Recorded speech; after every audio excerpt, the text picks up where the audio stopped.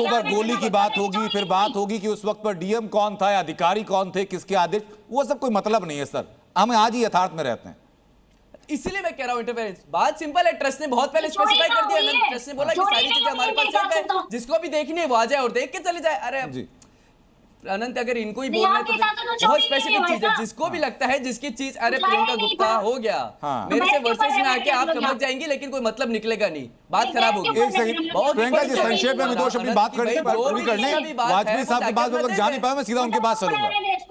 प्रियंका गुप्ता जी एक second, Amitosh 30 seconds. Thank you. मुझे बोलना है आनंद? जी अपनी बात आप पूरी कर लीजिए अमितोष। बहुत धन्यवाद। ट्रस्ट ने बहुत स्पेसिफाई कर दिया आनंद। सबसे पहले तो एफआईआर एसआईटी की बात हो गई, इन्वेस्टिगेशन हो रही है, अक्यूज अरेस्ट हो चुके हैं और वहां से रिकवरी होनी स्टार्ट हुई है। जिन डॉक्यूमेंट्स को आप दिखा रहे हैं वो रिकवरी का प्रावधान है, जो कि एफआईआर 90/2026 के अंदर में, एविडेंस एक्ट के अंदर में रिकवरी करी जाती है। कल तक यही लोग उस रिकवरी के ऊपर में प्रश्न उठा रहे थे, कल तक यही लोगों ने मुझे नहीं मान रहे थे, कल तक यही लोगों ने जांच के दायरे में सवाल मेरा रिकवरी को लेकर नहीं है सर। गुरुवार देवस्थान बोर्ड की बात मैंने पढ़ा, जिसका हिस्सा मैंने पढ़ा, उस डॉक्यूमेंट का जो एक हिस्सा है ना, जिसमें कि वो कह रहे हैं कि भाई ये लॉकर से बरामद हुआ है, उन 7 लोगों के घर से पैसा बरामद नहीं हुआ है, तो होगा ही ना, रिकवरी कहां से उनके लॉकर से बरामद हुआ है, उन्हीं की निशानदेही पर जो कि ट्रस्ट ने रखवाया था। हम सब तो किसने रखवाया? 7 लोगों का पैसा जो गबन किया हुआ है वो एक ही लॉकर में रखा जा रहा है। सवाल उसको लेकर रखवाया, आपने कैसे कह दिया ट्रस्ट ने रखवाया लॉकर? क्या उसमें स्टेटमेंट आ गया आपके पास? 164 मैं आपको ट्रस्ट ने रखवाया, किसी व्यक्ति का कन्फेशन आ गया उसमें? जी मैं बताता हूं सर आपको। नहीं, इसमें जो लिखा हुआ है, एक सेकंड में आपकी शंका का समाधान करता हूं। अमितोष पारीक में शंका का समाधान करता हूं। सर देखिए, जो डॉक्यूमेंट है वो डॉक्यूमेंट आप कहेंगे तो मैं आपको भेज भी दूंगा सर। उसमें पूरा लाइन है, उनका जो आरोपी है उसका नाम बताते हुए कि अभियुक्त ने बताया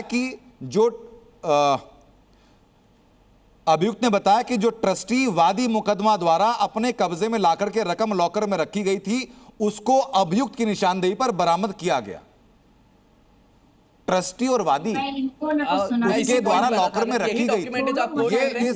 इस डॉक्यूमेंट का हिस्सा है लाइन सर। ये बहुत सिंपल कार्रवाई है ना, जहां पे भी मैं वही कह रहा हूं सर, रिकवरी उसको कन्फेशन नहीं माना जाता। देखिए इस चर्चा की शुरुआत में हर्षवर्धन जी ने भी कहा कि भाई ट्रस्ट है, जो न्यास है, वो अपने आप में कानून का पालन करवाने वाला नहीं बन सकता। अगर वित्तीयनियमितताएं आई हैं तो खुद फैसला ना किया जाए, इस मामले में एफआईआर दर्ज करवाई जानी चाहिए थी।